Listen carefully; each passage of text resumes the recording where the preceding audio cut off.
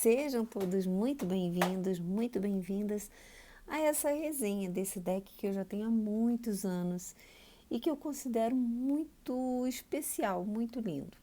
Eu confesso que eu não uso muito em tiragens profissionais, né, com os consulentes, mas ainda assim eu tenho um grande carinho, sabe? É um deck muito instigante, eu diria. É o John Bauer Tarot. John Bauer foi um pintor sueco que nasceu em 1882 e morreu em 1918, se eu não me engano. Eu sei que ele viveu assim, 36 anos. A família, se eu não me engano, veio da Bavária e se instalaram na Suécia, num lugar mais rural, digamos assim. Então ele teve uma vida toda de imaginação, de sonho nesses bosques, né, naqueles lugares mais bucólicos, assim. E a família dele tinha uma certa condição financeira e ele foi estudar em Estocolmo, foi estudar arte. E lá ele conheceu a esposa dele, que também era artista. E aí o que acontece?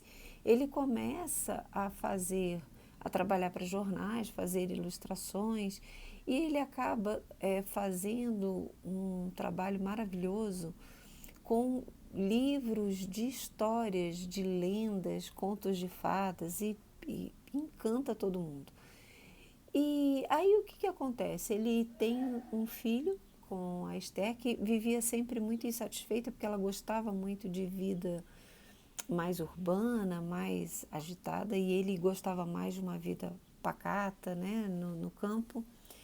E, e aí acontece um grande... Eles compram uma casa, se não me engano, eu pesquisei, eu não lembro direito. Eles compram uma casa em determinado lugar e eu não sei se eles estão indo para essa casa, uma segunda casa, digamos assim, uma casa de campo, e eu não sei se é casa de campo ou se é uma casa na cidade, enfim, uma segunda casa que vai atender os anseios de um ou de outro, né? Porque um gostava do campo, outro gostava da cidade. E aí eles vão, me parece que retornar para a casa deles mesmos, né? Foram lá ver a casa que eles tinham e iam retornar para a casa deles. E acontece nessa época um grande acidente de trem, morrem 40 e poucas pessoas, e ele fica muito preocupado em viajar de trem e escolhe viajar de barco. E aí o que acontece? O casamento dele já não estava legal, ele já estava até pensando em se separar, enfim, eles estavam manejando a situação, embarcam nessa viagem com um filhinho de 2 anos, só que era um barquinho pequeno, mas muito carregado com cargas, né, extras. E aí o barco naufraga e eles morrem afogados, ele, ela e o filhinho. Tinha 2, 3 anos. Então foi uma vida muito curta, mas ele produziu muito nesse período. Ele começou muito cedo, por volta de 16 anos, e tem um trabalho muito extenso. A arte dele é muito original e reflete muito o folclore europeu, né? Então, olha, o deck, a caixinha é essa, é um deck da Luz Carabeu, que é uma caixinha simples, né? Tem português nesse livretinho, então vem inglês, espanhol, italiano, francês e português. Vamos deixar o deck para cá, mostrar o livretinho básico. Essa aqui, inclusive, parece que é a Esther, a esposa dele. Aqui falando sobre a vida dele, é isso mesmo, 1882 a 1918. E olha só, ele durante a sua carreira super curta, né? Ele tem mais de 1000 trabalhos de arte. Aqui o significado das cartas, lá em português, né?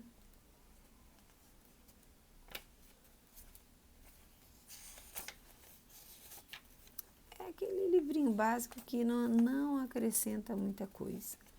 O trabalho em si, aqui, olha, falando sobre o uso das cartas. Eu até vi, um tempo atrás, um vídeo de uma pessoa que pegou esse deck, cortou essas margens aqui e rearranjou o deck. Pode ser uma proposta. As instruções são de Jamie Elford. A coleção foi editada por Pietro Aligo e a difusão e marketing de Mario Pignatiello. É um deck de 2018. E vamos lá. Esse é o verso. Eu acho que é um deck, gente, que não chega a agradar todo mundo. Eu acho que quem ama, ama, quem odeia, odeia. Eu acho que eu estou no meio. Eu nem sou profundamente apaixonada, mas também não detesto. É um deck instigante, é isso. Para mim, ele traz algumas reflexões que às vezes a gente não teria nos decks mais comuns, né? Os arcanos maiores vêm com a numeração romana, né? Os numerais romanos, em cima e embaixo, com alguns símbolos aqui. Então, esse é o louco. Eu não falei do papel. É Luiz Carabeu, gente. Eu acho a qualidade muito boa, eu já tenho muitos anos.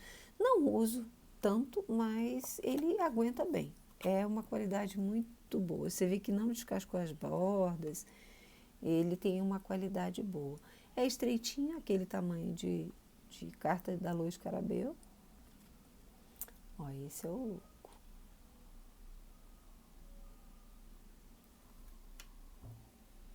O mago. Então, a gente tem sempre que estar muito atento à numeração, conhecer bastante a numeração, porque ele não vai trazer o nome da carta.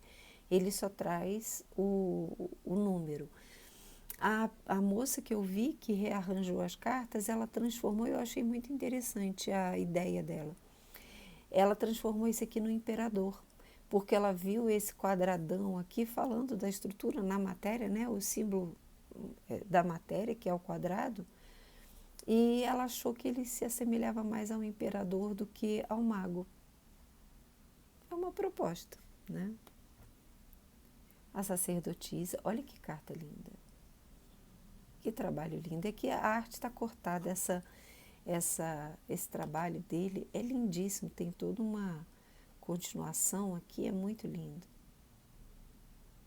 Então, sempre o trabalho dele vai ter temas assim, de criaturas fantásticas, né, mitológicas, de paisagens no campo, nos bosques, que era a vida dele, foi onde ele cresceu, né?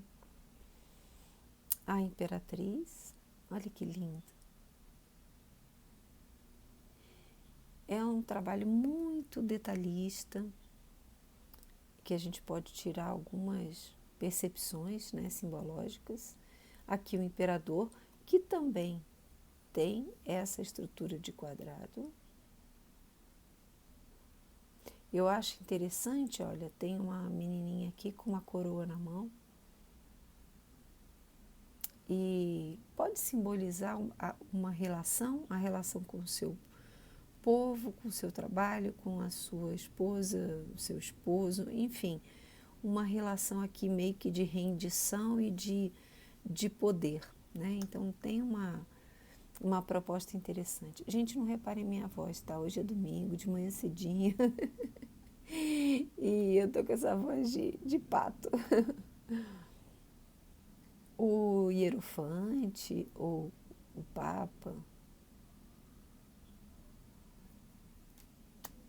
os enamorados. Aqui tem uma vibração bem medieval, né? Essa carta é muito linda. O carro. É engraçado que o trabalho da moça, quando ela tira essas bordas, parece que a carta cresce e a arte se destaca. Eu achei muito interessante. Mas não pretendo fazer isso, não. Ela escreveu, né? Para ela não se perder, ela escreveu na carta o nome das cartas, do rearranjo que ela fez, né? 8, a força, aquela mesma menininha lá do imperador. O eremita, vem como essa moça, isso aqui é um folclore, ai, como se diz? Tipo um conto, né? Da, da tradição, acho que até celta. Se eu não me engano, corresponde a algum dos sabás, não tenho certeza. E essa aqui parece que é a esposa dele também. Ela tinha bem esse rostinho bem delicadinho, assim. Apesar de que ela era até mais velha que ele. Era 2 anos mais velha que ele. O eremita... Oh, desculpa. Olha como a gente se confunde. A roda da fortuna. Aqui se assemelha muito ao eremita. Mas o foco está aqui, ó. Esses serizinhos todos girando em torno dele. A justiça. O semblante do John Bauer era muito atormentado. E isso se reflete muito na arte dele. A arte dele é um pouco obscura, apesar do tema ser leve, contos de fadas, seres míticos, bosques, né? Ainda assim é uma arte que eu considero pesada. E se você olhar o rosto dele, ele tem um semblante triste, carregado, sabe? O dependurado.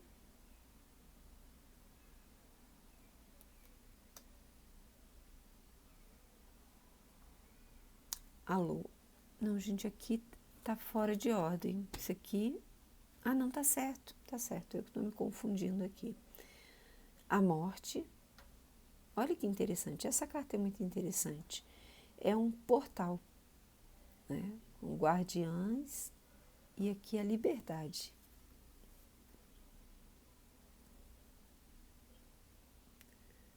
Aqui a temperança.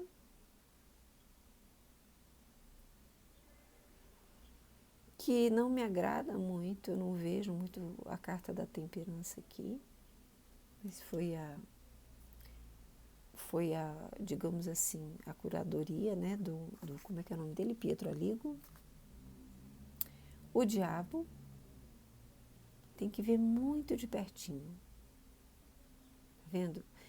Um ser muito ambicioso carregando, ele nem consegue carregar tudo, ele nem tem mãos para isso.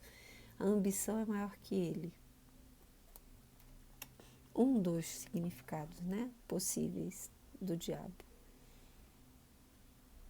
A carta da torre. Então veja que ele está aqui, mas já veio um raio aqui que pode desabar toda, que provavelmente vai desabar toda essa estrutura. A estrela é uma carta linda, linda, linda. Então, obviamente, aqui a gente não vai encontrar o simbolismo tradicional, né? A carta da lua.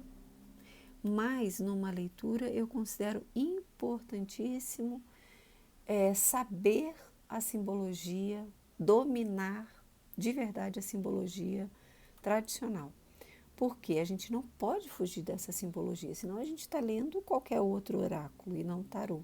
O tarô ele tem uma simbologia própria. É claro que qualquer leitura permite, né? Eu particularmente eu só abro a intuição no final da leitura, mas eu leio simbolicamente. Isso traz segurança, isso traz uma leitura mais coesa, mais coerente, porque eu vou estar lendo através do símbolo e não através de qualquer fuga da minha mente ou influência espiritual, às vezes não muito boa, ou às vezes até o contato com a aura do consulente, você pode absorver, para quem tem uma certa sensitividade, você absorve o que ele quer, o que ele intenciona, você absorve, né, os padrões da aura dele. Então é importante se ater muito ao símbolo, porque no símbolo a gente encontra segurança, coerência e assertividade para a leitura. Então, decks assim, muito diferentes do tradicional, eles são um desafio para o iniciante, porque o iniciante não domina o símbolo. Então, ele pode ter sacadas interessantes a partir da intuição, mas ele pode se perder muito na leitura, porque ele vai buscar nos conteúdos internos próprios o significado. E eu considero, numa leitura de tarô, o tarólogo, ele é um instrumento, ele sai. O que ele pensa, o que ele acha, o que é a vida dele, fica lá do lado de fora da consulta. Né? Ele não está ali para falar da vida dele ou para fazer uma abordagem a partir dos conceitos dele. Um excelente tarólogo, ele vai ler símbolos, independente do que ele pensa, do que ele acha, de como ele vê a vida. Então, muitas vezes, a gente está lendo e sai uma resposta que, assim, com certeza eu não falaria aquilo.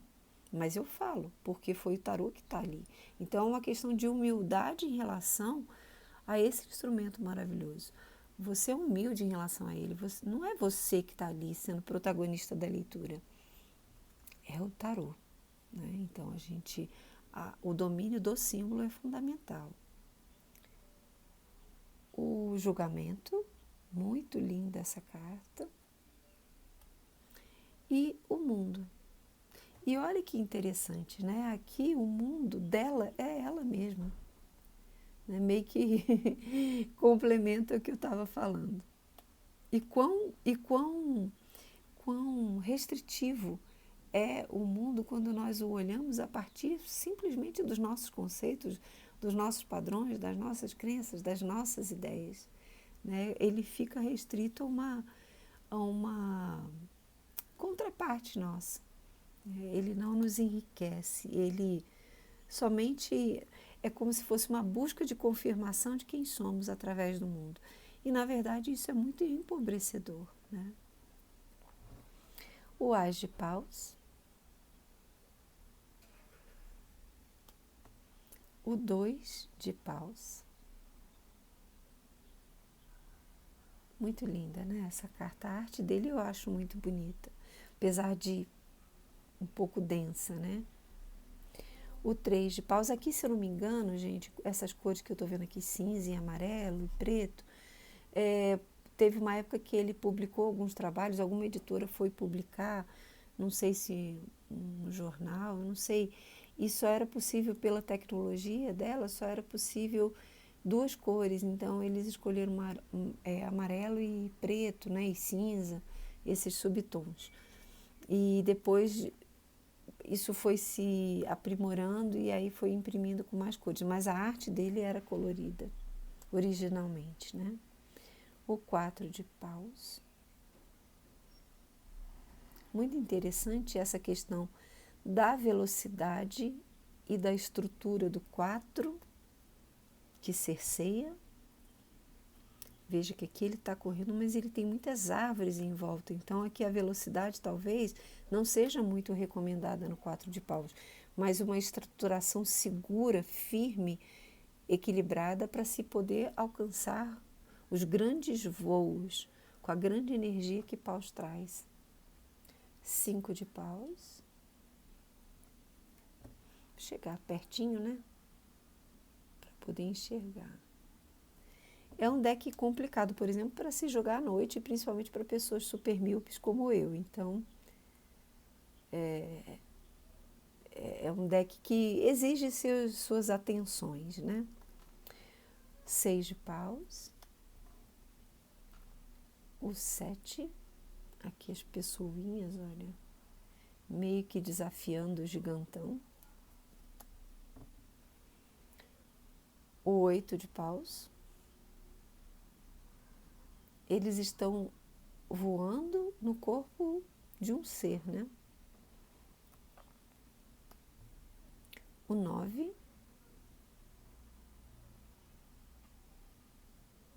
Aqui é a questão talvez da força, da firmeza, do sentido protetor do 9 de paus, vem aqui, olha, alguém talvez entregando a chave, alguém que protege, né, os portais, entregando a chave de acesso a esse garotinho.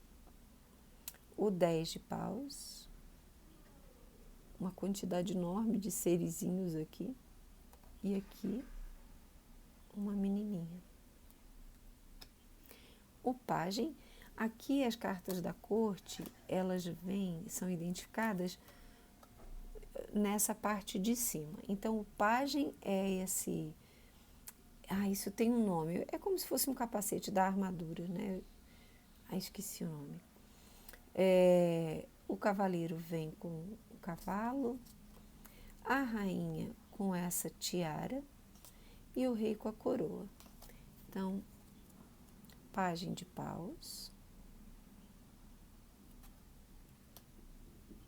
o cavaleiro de paus, que eu acho muito pacato para ser um cavaleiro de paus, geralmente. O fogo, gente, me diz aí, como é que o fogo queima? Numa velocidade tremenda. Ele vai consumindo tudo à sua frente numa velocidade assustadora. Então, geralmente, o cavaleiro de paus, ele está correndo assim, quase voando, né? E esse aqui parece mais para mim o cavaleirinho de ouros, né? A terra, os processos da terra são todos lentos, assim como o cavaleiro de ouros. Aqui a rainha, linda essa carta, olha. A rainha de paus e o rei de paus. Um pouco nojento, eu sempre acho nojento isso aqui, ó, que são uns vermes saindo dele. Mas, enfim. As de espadas.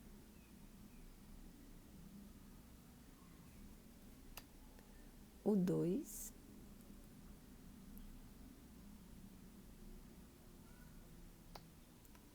O 3 de espadas.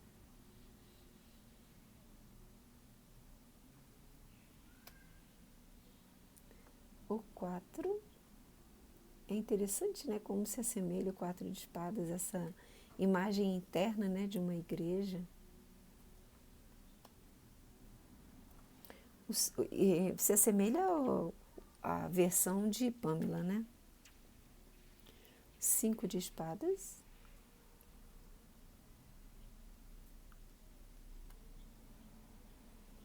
O 6.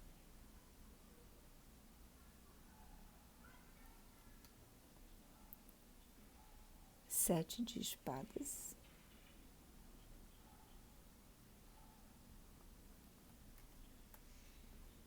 O 8. Alguns trazem um significado semelhante à versão de Pamela e Waite, e outros nos desafiam a aquele conhecimento prévio que eu falei, simbólico, estrutural do tarô. O 9 de espadas, o 10 de espadas. Mas aqui não tem a morte, não tem aquele fim de ciclo doloroso. E quem disse que 10 de espadas é só isso? 10 de espadas, se a gente pensar que 1 e 0 formam um girar de um ciclo, 1 mais 0 é 1, então o 10 se converte num começo de um novo ciclo, relacionando com espadas, um campo mental, um campo de luta também, né? Por que não? De ação, mas através da inteligência, do raciocínio, nós vamos tirar um outro entendimento dessa carta. Poxa, terminou um ciclo e agora eu tenho bênçãos dos céus, eu tenho um caminho luminoso à minha frente. Eu fui um lutador e agora eu posso descansar as armas porque eu estou começando um novo ciclo. Então, por isso que o conhecimento simbólico é importante, porque você vai conseguir ler qualquer carta de forma assertiva, né? De forma coerente. Pajem de espadas. o cavaleiro, que é a capinha, olha, aqui a capinha da caixa, aqui é outra, né? O cavaleiro de espadas, que também está muito paradinho, o vento, né, que é o elemento, o ar, que é o elemento relacionado a espadas, também pode ser um pouquinho uma brisa e também pode ser um furacão. Então ele tem geralmente traz um entendimento de movimento para a leitura. E aqui esse cavalinho parado também não me agrada muito não. A rainha de espadas e o rei.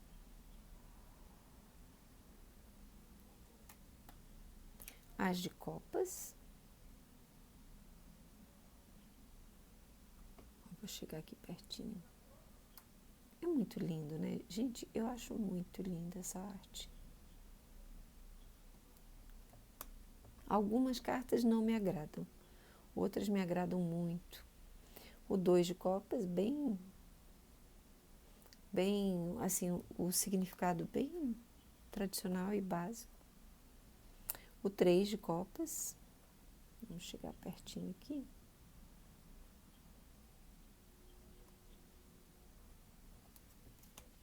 O 4.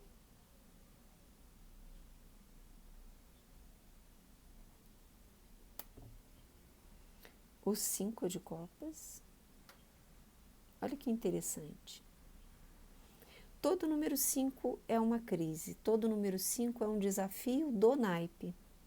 Então, qual é o desafio de copas? Qual é o desafio do coração? Lidar com as emoções, superar as emoções negativas, estruturar as emoções positivas, direcioná-las. Então, aqui a gente vê uma pessoa se aconselhando, ela bem obscura, triste, né? E outra mais luminosa, com flores, orientando. Então, o 5 de copas aqui pode ter o sentido assim, olha, você está deprimido, deprimida, busca um aconselhamento, busca uma terapia, né? O 6 de copas, linda essa carta, olha. O 7,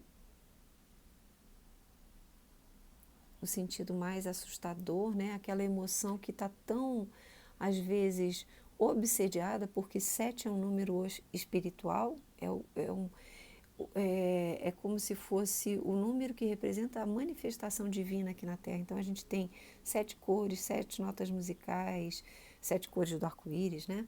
7 notas musicais. O mundo tem inúmeros setes, digamos assim. Em copas que fala de um emocional, que pode estar positivo ou negativo, aqui fala muito de obsessão espiritual, né?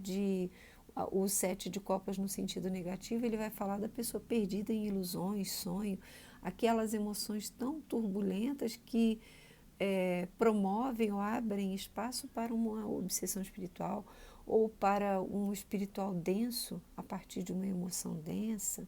Então, essa carta vai muito nesse aspecto negativo, né, do 7 de copas. O 8 de copas.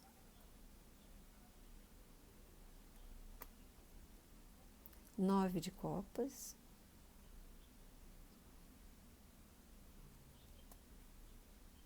O 10. Olha que linda essa carta, gente.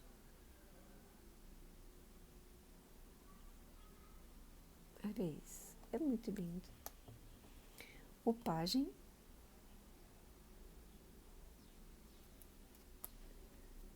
Cavaleiro.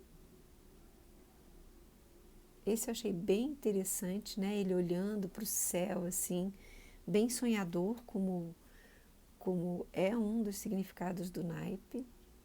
A rainha, aqui sendo coroada. Olha que interessante. Talvez recebendo o retorno das atitudes bondosas na vida, né? Porque a bondade tem muito a ver com o naipe de copas, também de ouros. E o rei de copas. E agora o naipe de ouros. Ah, uma coisa que eu não falei. O Ás de Ouros, ele vem como número 1. Eu nem sei o que eu falei, gente, se eu falei... Acho que eu falei, né? O Ás. Eu nem me toquei, mas aqui, ó, ele vem como número 1. Ás de Ouros. O 2. Onde eu planto? Onde eu invisto? Onde eu coloco o meu trabalho? Onde eu coloco as minhas forças? Então, é bem interessante. 3 de ouros.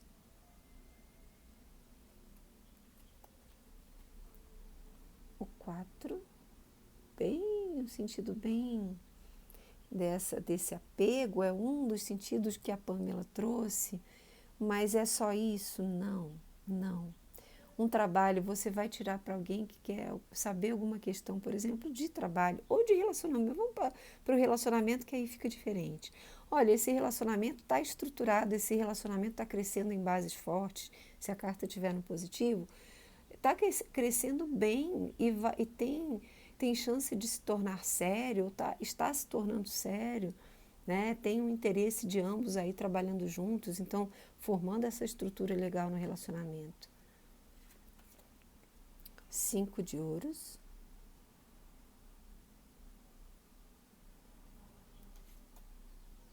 O 6.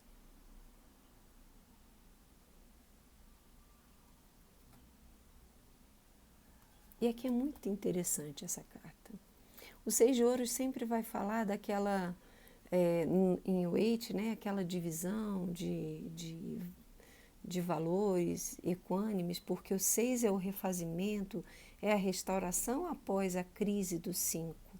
Então, aí você já sabe pesar e medir muito bem, em ouros principalmente. Por isso, Pamela trouxe aquela visão de cada um recebe o que merece, digamos assim, porque você sabe refazer, você sabe colocar em cada coisa da sua vida aquilo que você percebeu que você errou lá no 5, que você se desequilibrou. Então agora você já se refez, você já sabe, pô, não posso gastar mais do que eu recebo, eu não posso investir nisso aqui porque isso aqui não dá dinheiro, ou eu tenho que trabalhar melhor a minha saúde, que é um dos significados de ouros. Então aqui eu vejo muito essa pessoa mais velha, essa jovem, falando do que é propício e adequado a cada fase da vida, né? Então um corpo jovem, ele te propicia determinadas propostas de vida, ações, aventuras, que um corpo já mais velho não. A gente está falando de ouros, a gente está falando de corpo, de saúde. Então, é um dos possíveis significados dessa carta. O 7 de ouros. Vamos ver de pertinho. O 8. No caso, ele está matando uma cobra, né? Uma raiz. Cortando uma raiz. Mas lembra, né? O desenho de Pamela. 9 de ouros. Aqui bem parecido também, né? Ela segurando uma ave. O 10 de ouros. E aqui, gente, ai, desculpa voltar assim. A grande chave da leitura do 9 de ouros que a Pamela desenhou é um caracolzinho, que se refere a uma peça de Shakespeare, que aparecia, que a personagem, ela tem que se vestir de homem para enfrentar a vida. E ela precisa trabalhar e ela se veste de homem. E aí ela está conversando, se eu não me engano é isso, eu não sei se eu estou confundindo. E ela está conversando... Ai, gente, eu acho que eu estou me confundindo. Enfim, nessa peça de Shakespeare, em que a Pamela se baseia para colocar o caracol, a mulher está comparando os homens a um caracol. Então, ela falando que ela queria um homem caracol, que já vinha com a casa nas costas, que vinha lentamente, que vinha com cuidado. Então, é muito interessante. A Pamela utilizou muito no seu trabalho referências teatrais e referências ao trabalho de Shakespeare, porque ela trabalhava como figurante, ela vivia nesse mundo do teatro. Tinha muitos amigos artistas. Então, o Seis de Copas retrata uma amiga. A Rainha de Paus tem o gatinho preto. Era um gatinho preto de uma amiga atriz dela. Sabe? Então, tem muitas referências assim. E o Waite não gostava muito dos arcanos menores. Ele meio que entregou a ela, mas ele não referendava muito o trabalho dela em relação aos arcanos menores, não. O interesse dele eram os arcanos maiores. Então, ela teve uma liberdade ali de colocar itens que hoje a gente carrega como símbolo, porque já formou a sua egrégora, né? Esses símbolos já formaram a sua egrégora, mas muita coisa ela colocou ali do dia a dia e da vida dela. O 10 de ouros, pajem de ouros, cavaleiro, rainha, aqui, e o rei. É um mundo bem mágico, né, gente? O mundo dele é bem mágico. Vamos embaralhar assim para tirar uma cartinha pra gente. Eu vou tirar essa aqui. 9 de paus. Ai, achei linda essa carta. Bom, o 9 de paus vem falar hoje para nós nos protegermos energeticamente. O 9 é uma completude, é o auge do ciclo.